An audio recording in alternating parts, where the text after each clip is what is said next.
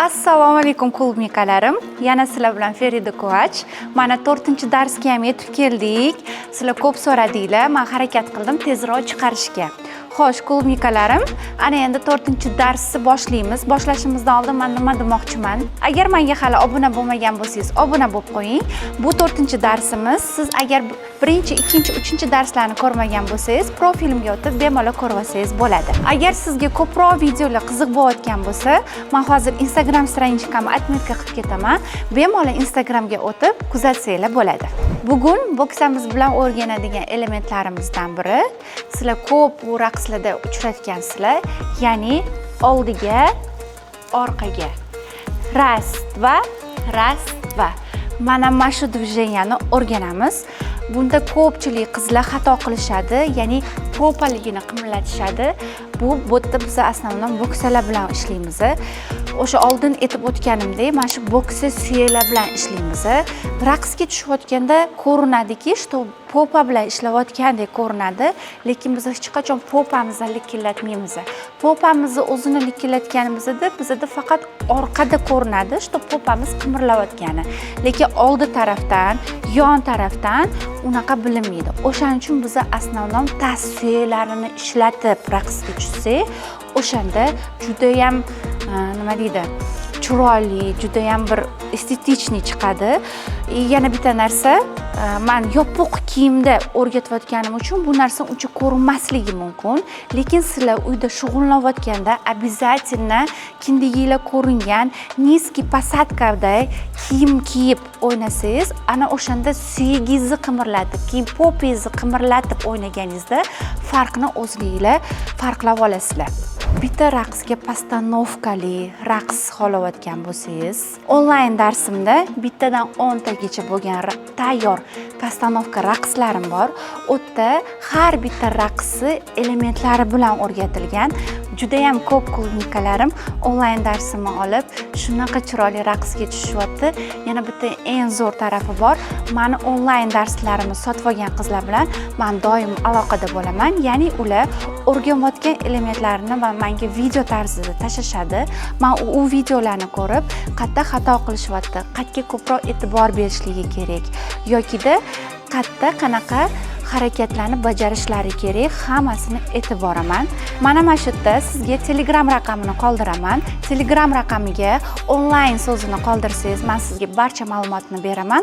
Onlayn darsini sotib olsangiz, shaxsan o'zim men siz bilan har doim aloqada bo'laman. Xo'sh, qizlarjonlar, biz raqsga tushganimizda asosan asankalarimizga e'tibor berishimiz kerak. Har doim asankalarimiz tikka holatda turishi kerak. Boshladik bo'lmasam, ras. Oldida turgan oyog'ingiz o'ngmi, chapmi, qaysi tarafdan boshlayotganingiz farqi yo'q. Oldida turgan oyog'ingiz oldiga qadam tashlaganimizda o'sha tarafdagi qo'limiz orqaga ketadi. Suyaklarni ishlatdik. Ras, dva. Xo'p, oyoqlarimiz orqaga ketdi, qo'llarimiz oldiga ko'tarildi.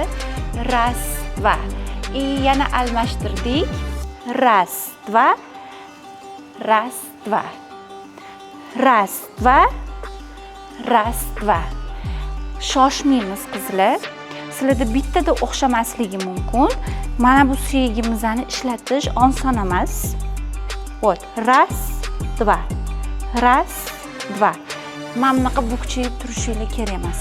Bunda ko'rinmaydi, qimirlata olmaysiz ham. Balki bukchayib yurgan qizlarda o'xshashi ham mumkin, lekin siz buni bukchayib qilsangiz, chiroyli chiqmaydi-da qizlar. Biz har doim asankalarimiz tikka tutib, tikka holatda o'ynasak, juda ham chiroyli chiqadi raqslarimiz. Xuddi shu bu tarafdan ham, xuddi shunaqa boksalarimizni qimirlatamiz. Ras. Oyoqlarimiz oldiga ketganda, qo'llarimiz orqaga, bu qo'llarimiz orqaga ketganda, bu qo'llarimiz tepaga chiqadi, ya'ni orqadagi qo'llarimiz. Mana bunaqa turmaymiz. Vot. Chiroyli движение bo'lish uchun. Ras, dva. Ras, dva. Ras, dva. Ras, dva. Ras, dva. Ras, dva. Xuddi shunaqa bo'tda ham bu boksa suyaklarimizni qimirlatamiz. Ras, dva. Ras, dva. Keyin yana bitta narsani aytib o'tib ketishim kerak. raqs o'ynayotganda yuzlarimiz hech qachon pastga qarashi kerak emas. Ya'ni mana bunaqa qilib o'ynamang. Har doim yuzlarimiz ochiq bo'lishi kerak va biza partnyorimizga qarab turishimiz kerak. Ya'ni ko'zlariga. Hop. Raz, dva. Kubikalarim. Shunaqa kontentlarni davomiy chiqishini xohlasanglar, men sizlarga plastik karta qoldiraman. Xohlaganingizcha, xohlagan summalarni donat qilsanglar bo'ladi. Ya'ni o'zingizlar bilasizlar, men professionallar bilan ishlayman, professional kamera bilan ishlayman, professional montaj qilishadi ular. Bu oson narsa emas. Menga podдержка bo'lmoqchi bo'lgan kubikalarim xohlaganingizcha donat qilishinglar mumkin. Sizlarning yordaminglar bilan YouTube kanaliga tez-tez video chiqaramiz. Katta ahamiyat berishingizni so'rayman. Nimaga desangiz, bu arabcha raqsi asosiy narsalardan bittasi deb hisoblayman men lично o'zim.